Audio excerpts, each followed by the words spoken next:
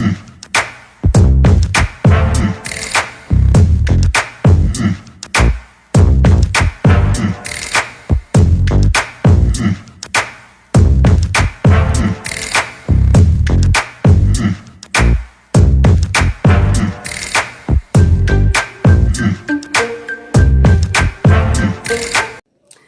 welcome back to my channel.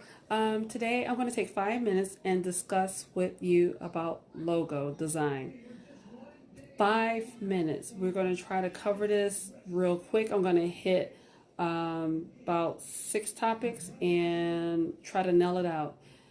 We are currently 20 seconds into the video and let's hit it. So, first thing we're going to do is worry about the logo type. We need to know if the logo is going to consist of a photo, if it's going to be a photo with text, or if it's going to be text only. You've seen Wendy's with the girl and the Wendy's symbol, the golden arches with McDonald wording, the apple, the half-bitten apple for apple. We want to get to the point where when people see our logo without words, they know exactly that is our brand. Do understand that color plays an important part in the logo because colors do say something to the clients, or not to the clients, to our audience. Even if it's subliminal, it says something. Font is very important as well, because if you have something that's soft and elegant, you're going to want fonts that are kind of like loopy and scripty, like Vervada. Things are just kind of Corsiva-ish, and there's a lot of others. But if it's something masculine, something with, I don't know, weightlifting, or I don't know, just something that's just really masculine, you want to go with something bold, like a Arial bold font type, or actually that's like one of my favorite go-tos, because Helvetica, yeah, it can work too, but you want to make sure that it exhibit what you need it to exhibit, and it says soft or it says hard, whatever the name says that font should say. The name should determine the font and the color. Uniqueness, make sure that whatever you built for this person, that you're not tweaking it and making it for that person. You want to make sure that it's very unique, because you don't want them running into copyright problems.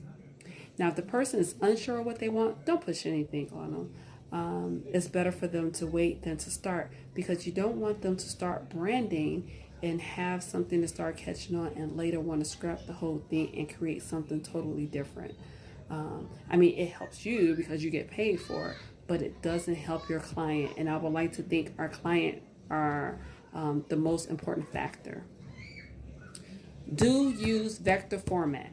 Vector format allows for the image to be scaled up and down. They might tell you that they're going to use the logo for the website, but they might end up using it on a t-shirt, on a billboard. You want to make sure that the design is scalable. So you want to build it at the largest size that you possibly can. Last but not least, source files. Do discuss with your customer what they expect to receive on completion. If they're going to do a flattened file, or if they're going to do a native file. The native file will consist of the layers. This is good for if you're doing brochures and things that will allow the customer to be able to make edits on their own. Flattened files, they will have to come to you to do the edits. This could be good and this could be bad. So again, make sure you understand the logo type that they want, so you can determine the font and the color. Make sure that it's unique and it's theirs and it conveys their brand. If it's important that they don't know, make sure that they wait versus starting. Always use vector format. I love Illustrator for vector. Source files, again, make sure that you know whether it's going to be flat or a native file.